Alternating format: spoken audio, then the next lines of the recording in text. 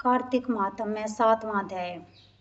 नारद जी बोले कि हे राजन, कार्तिक मास में व्रत करने वालों के नियम सुनिए। यह मैं आपको संक्षेप में बतलाता हूँ। जो मनुष्य कार्तिक मास का व्रत करता हो वह सब तरह के आमिष, मांस, उड़द, राई, खटाई तथा मादक वस्तुओं का प्रयोग ना करे। यह व्रत करने वाले दूसरों का अन्न ग्रहण ना करे, किसी से द्वेष ना करे और किसी तीर्थ के अतिरिक्त अन्य कोई यात्रा ना करे। देवता, वेद, ब्राह्मण, गौ, व्रती, नारी, राजा तथा गुरुजनों की निंदा ना करे। यह व्रत करने वाला दाल, तिल, पकवान और क्रय किया हुआ भोजन ग्रहण करे। चुगली, निंदा ना करे। बकरी, गाय और भैंस के अतिरिक्त किसी अन्य पशु का दूध कभी भी प्रयोग में न लावे।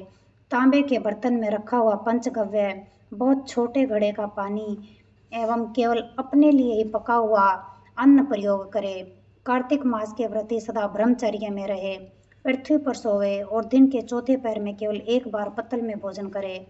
वह केवल नरक चतुर्दशी को तेल लगा सकते हैं, अन्य तिथियों को बिल्कुल नहीं। कार्तिक मास के व्रती को मनुष्य सिंघाड़ा, प्याज, मट्ठा, गाजर, मूली इन सभी वस्तुओं को बिल्कुल भी प्रयोग में न लाए। लौकी, मट्ठा, काशीफल, तरबूज इन सब वस्तुओं का कार्तिक मास का व्रती बिल्कुल सेवन ना करे। मासिक धर्म वाली स्त्री से चंडाल, पापी, ब्राह्मण, द्रोही और नास्तिकों से बिल्कुल बातचीत ना करे।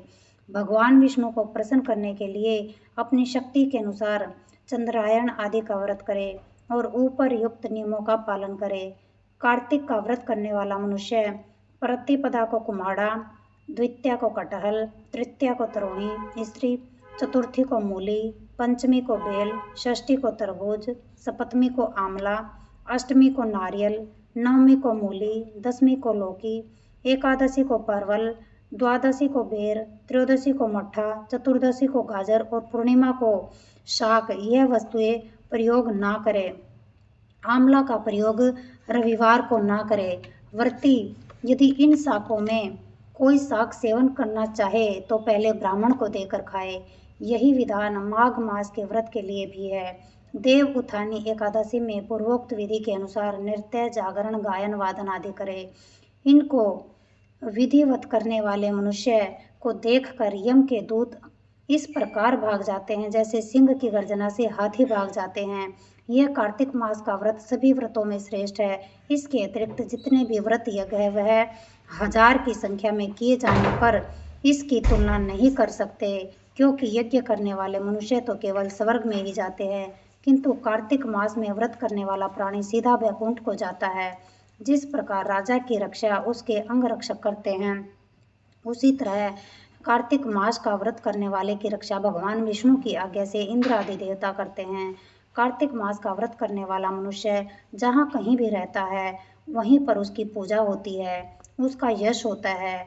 उस स्थान पर जहाँ की वह रहता है भूत, पिशाच आदि कोई भी नहीं रह पाते। मनुष्यों के पुण्यों का वर्णन श्री ब्रह्मा जी भी नहीं कर सकते। यह व्रत संपूर्ण पापों का नाश करने वाला, पुत्र, पौत्र और धन धान्य को बढ़ाने वाला है। जय भगवान। सुख शांति, सुख शांति, सुख शांति।